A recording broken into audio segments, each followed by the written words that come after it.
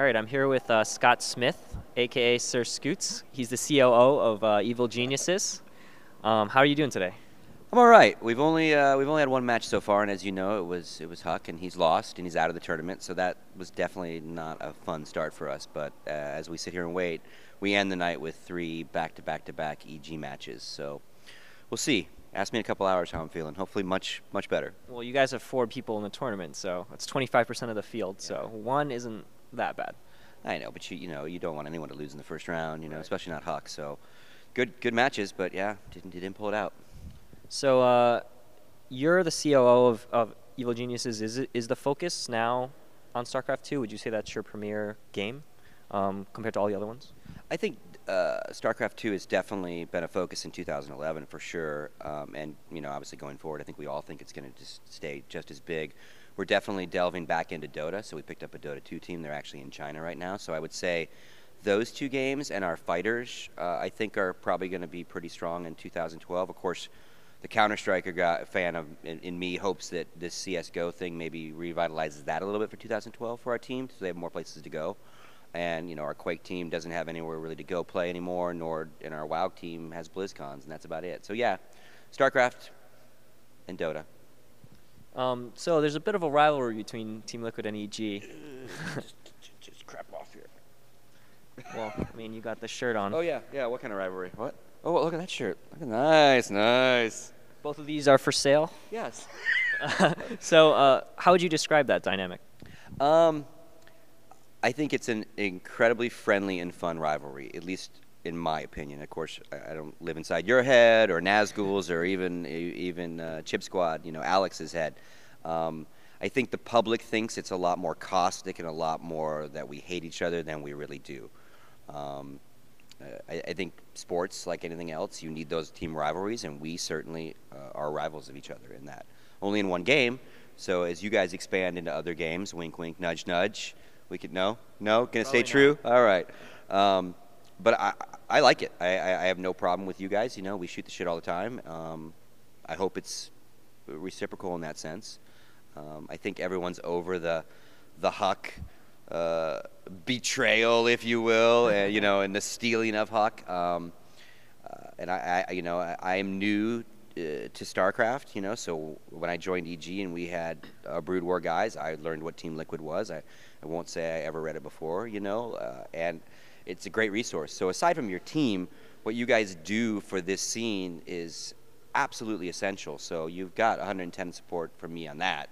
And the fact that you happen to can manage a team and run a team and help them travel the world, I'm very player-centric. So I think it's great. Do you think that, the whole Huck thing, let's just talk about that. What was your whole strategy going into that, and how has it worked out thus far? What do you mean by strategy? Did you just, looking at his results, did you say we have to get this guy? Was it like that, or were you just looking around for to get a good player on EG? We were definitely at that time we were looking for more, right?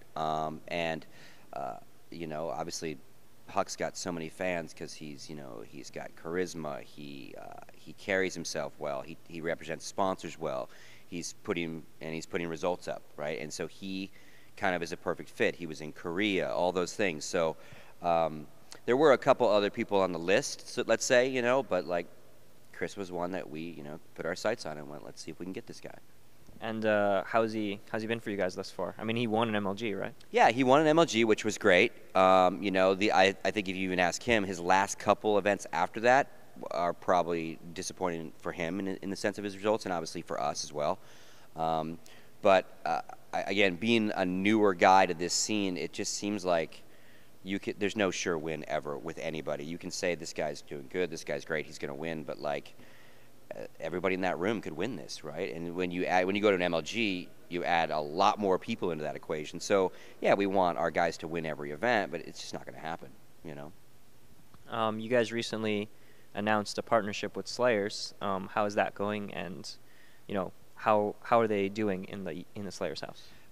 So far, so good. I'm very excited about it first because, again, being the newbie when it comes to StarCraft, when because we talked to a couple different teams, we knew we wanted to do this, much like you guys have a partnership going, made perfect sense.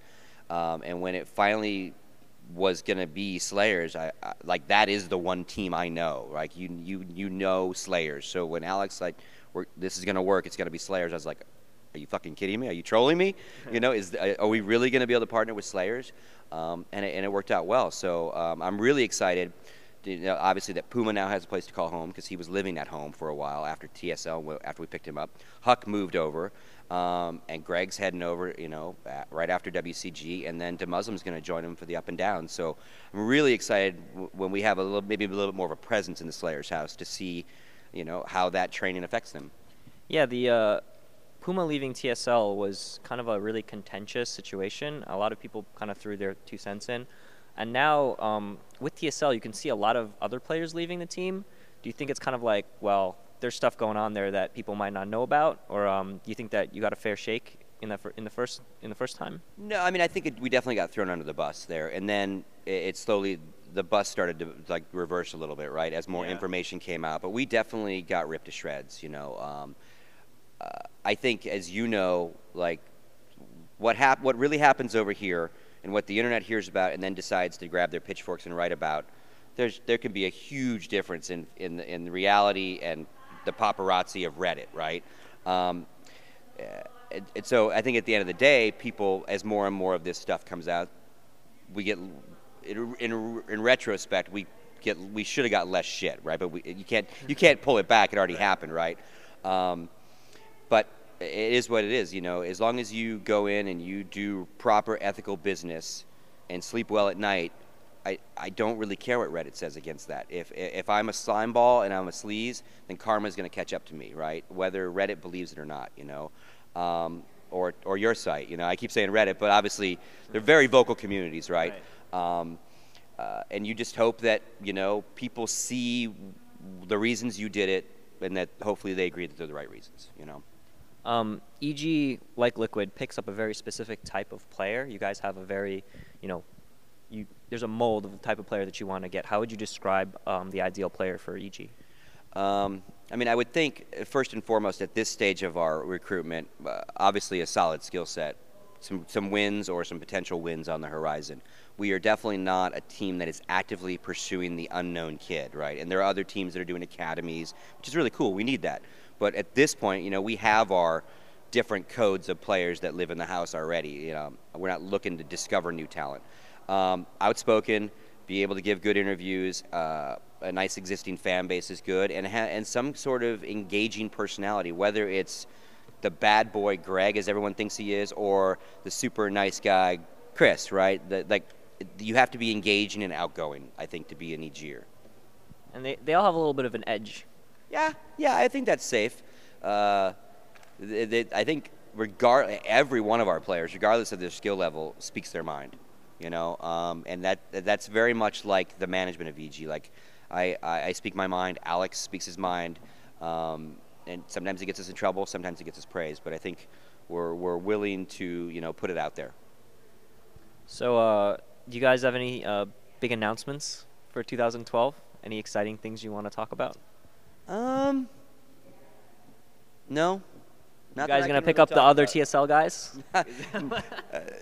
Not that I could talk about yet, but basically everybody and their mother, and as you probably deal with it as well, like, recommends who we should recruit. I mean, if we had an unlimited budget, you know, my team would have 50 people on it, but you just, you know, everyone knocks on your door, and, you know, at this point we're okay with what we got, and there are some things coming in 2012. Again, I can't really talk about them.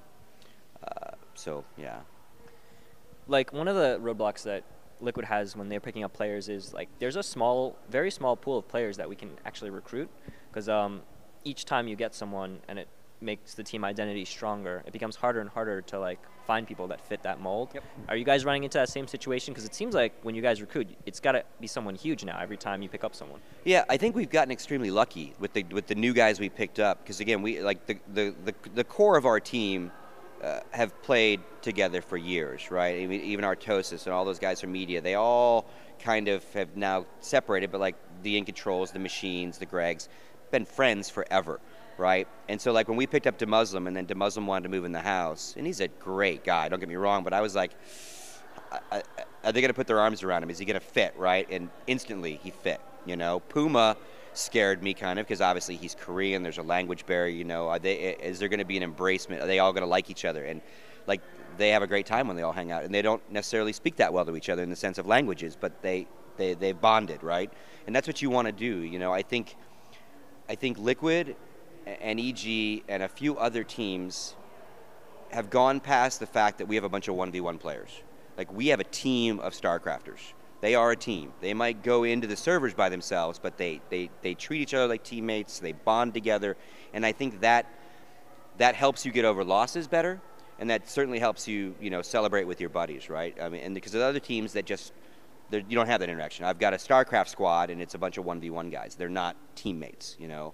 They wear the same shirt, and you know, and I think that's where we definitely got ourselves in a little bit of PR hot water, because we took a teammate that was beloved to your team, and made him a deal and made him an offer, right? It wasn't like they just lost a good player. It was their buddy, that was their teammate, right? You go through fire together, you go through all that bullshit, you sit and you play Mafia at 4 in the morning, and you bond and do all this crazy shit, right? And so, and I think it's taken a while, because I had a little conversation with TLO at Providence, and you know, and he finally came up to me and he goes, "Hey, you know, I'm sorry for some of the things I said.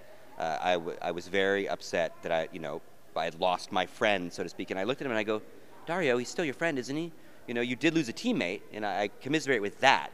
But like, your buddy is still your buddy, you know."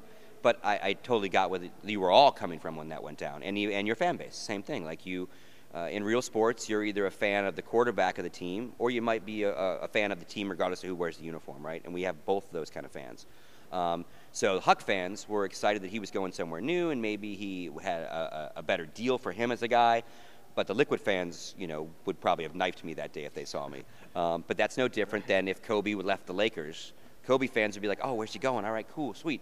Laker fans would want to kill him, you know. So, but that's what we deal with. That's the nature of our world, which is okay, you know. Do you think that that's kind of a reflection of like a step forward in the terms of the industry? Because there's, I mean, so a guy switches computer game teams, you know, and then you get this response, this crazy visceral response from the community.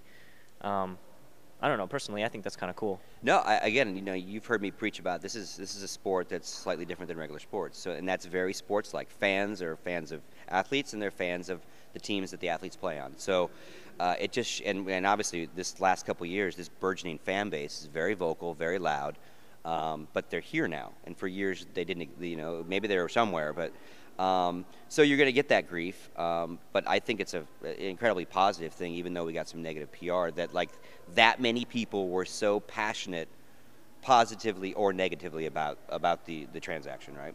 Yeah, like I mean, I see a lot of people that are like, "Oh, you should just support everyone all the time," and I'm just like, that's not really how it works. Like, if you're a fan, it's good to have negative and positive feelings, and as long as you're not unreasonable with your hate. Yeah, exactly. I mean, again, you need those rivalries, and if someone like bleeds Liquid and wants to hate on EG and Complexity and all that because they are a Liquid fan, that is just like sports. That's okay.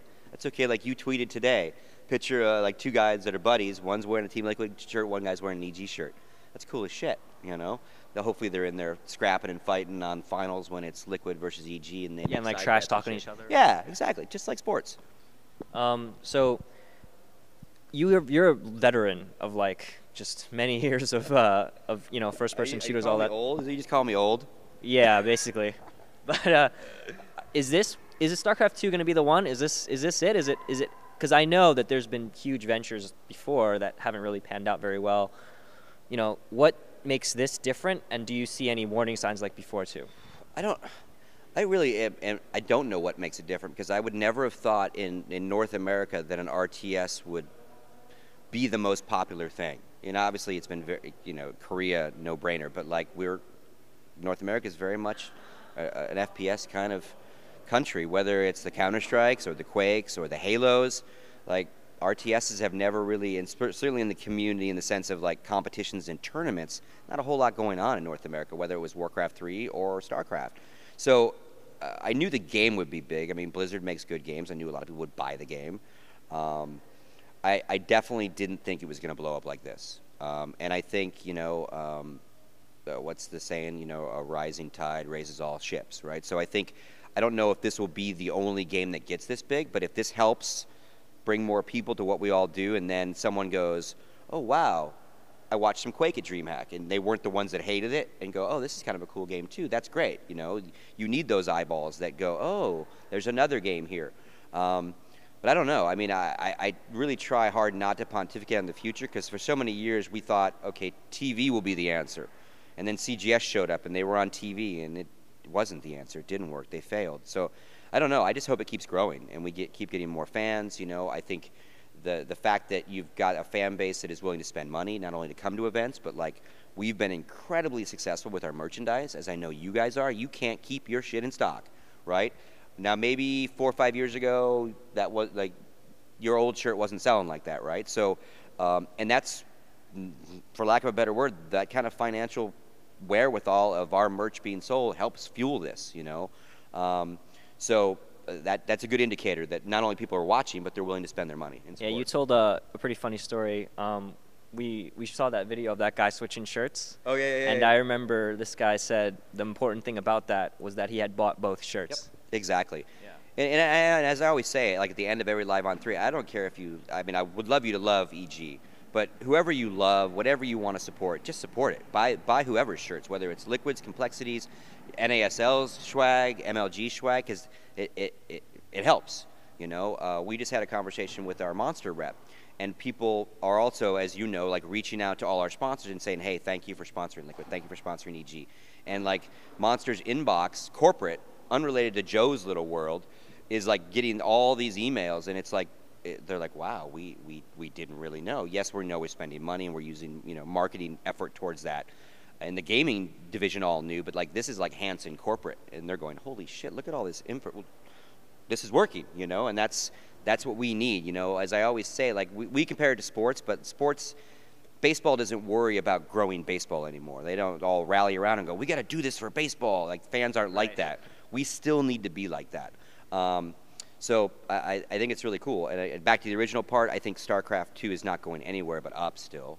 You know, I don't think the next expansions are going to do anything but sell more boxes and get more new people in it. I don't think they'll break the game to where the people that love it now are going to hate it. So, you know, I hope we see a lot more stuff like NASLs and MLGs and IPLs and TSL4s and all that stuff. All right, cool. I know you want to get back in and watch your guys. It's going to be a long night. Thank you for doing the interview. And, you know, maybe we shouldn't release this because, I mean, if we really want to feed the rivalry, we should be, like, fighting or cursing at each other or something. Should we do, like, not a fake be friendly. And, yeah, like just give, like, one answer. Yeah. No. It's like an old, why are like you doing this? Yeah. It's a stupid question, Hotbit. All right, well, thank you for your time. You're welcome, and good luck to your players when they're not playing Liquid. Hopefully we got a hero versus somebody EG final. That's how it's shaping up, maybe. We'll see, yeah. Rematch of Puma?